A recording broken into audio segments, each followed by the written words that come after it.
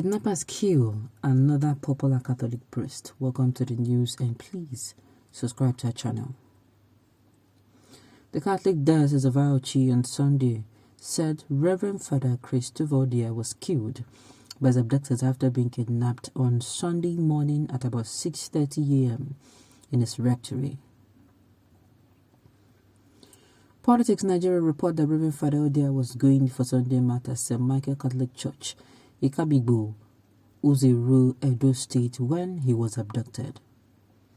Until his death, Father Ķ′Ł was the administrator of St. Michael Catholic Church, Ikabigbo, and also the principal of St. Philip Catholic Secondary School, Jatu. He was aged 41. Father Ķ′Ł killings comes 24 hours after armed grooms locally known as bandits killed the Catholic priest, Reverend Father Vitus Borogo in Kaduna State. Borogo was murdered on Saturday by the terrorists at a farm in Kujama along Kaduna-Kaicho Road. The deceased, 50, was the chaplain of the Catholic community of the Kaduna State Polytechnic and the chairman of the Nigerian Catholic Diocesan Priest Association NCDPA Kaduna chapter. What is going on? What is going on? I seem not to understand why evil is going to be having a field day in the presence of a once upon a time major general. Why?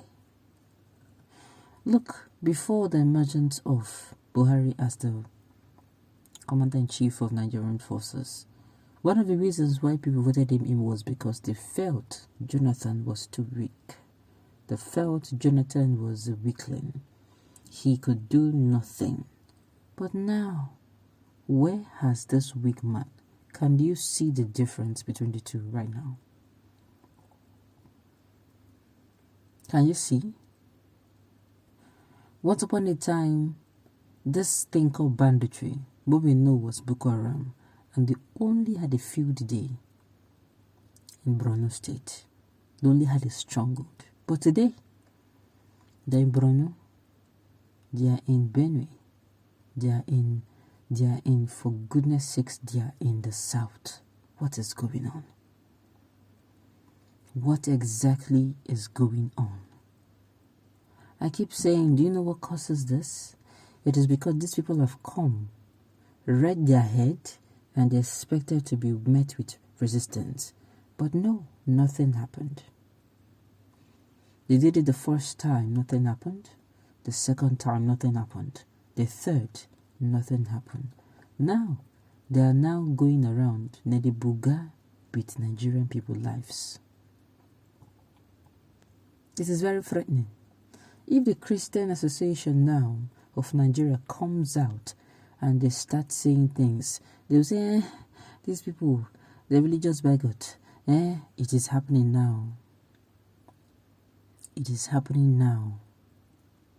The Southerners, most of them are known for being Christians, especially these ones that are being killed. I don't know what to toe that line. Yes, the Christian and Muslim suffer, but yet this thing, you know why I'm angry about it, is because something can be done. No, it is not like they've exhausted all the preventive measures or corrective measures. They've not. People, they threaten you, they tell you, say, then go do this. You go buy them. The ones that repent, you're going to send their children to foreign schools. Sometimes, what I read in the news, I'm like amazed. I'm like, wow.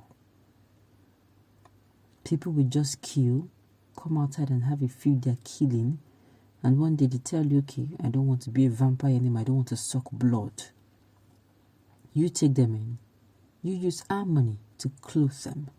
You use our money to feed them. You use our money to take care of them. And then you send them to foreign schools. Wow. Meanwhile, a normal average Nigerian that is a patriot cannot afford to go to school, cannot afford to move freely. And the people that cause them the pain, They are having a blast of a life. Bravo. I feel like clapping or jamming my hands together for this government. And yet, if the people complain, what the aid will come out to say is that Nigerians are ungrateful, Nigerians are this, they say hate speeches, and you start asking yourself, is it the same way you think that these people think? Do these people think from the sole of their feet because you don't seem to understand why so much evil will be going on in the country and all the aid could do is come out and defend their principle? It is very saddening and sickening to the stomach. It is. My question is, with all these killings, what exactly is still holding the rest of the Catholic priests alive from leading a revolutionary movement from the pulpit? If they remain calm, they will all die one by one. One Nigerianist, we people, fools everywhere in the zoo. What do you mean by revolutionary movement? These people have turned their pulpit to, you know what, get your PVC. That is the only thing they can do and they can preach about. Make sure you perform your civil duty. Make sure you don't use frustration or depression and at the end of the day you don't perform. We should get a PVC. That is what they are preaching.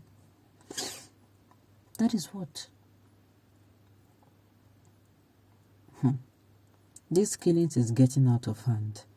Why should government stand beside and look? My dear, we have a disaster, not a government. This government is like one of the natural, as in unnatural disaster. Unfortunately, this disaster we brought upon ourselves. It's a calamity. We have a government who sit down and watch vampires have a field day at drinking her own citizens' blood. And if you come out to talk, you're going to look as if you are a mosquito. They will just feel like it is uncalled for. That is the painful thing. Sometimes I just wish they can feel what the people feel. These people can locate the government because it is them. Now when you locate the government, they could do something. If somebody passes here and something happens to the person, let's say the road is bad, the government will do nothing. But if a governor's child passes on that road, a governor's nephew, a governor's cousin, a governor's child, something happens to the person dies, you will see that road in the next 2-3 minutes. You go like say the resources they down already. Then go take care of them. Do we need to allow people to die like this before we are moved to do something? Why is it that the government is standing by and watch things like this happen over and over and over again? Nigeria people, we're not crazy. We're demanding for good governance. We're not crazy. We must continue until we get it. We must not be tired. We must not become frustrated. We must lend our voice to always demand for good governance of one, which means that the primary aim, the primary function of the government is security of life and properties of our citizens. Okay, on this note, you've come to the end of the news. We say thank you for tuning in to listen. Until I come here next time, enjoy the rest of your day.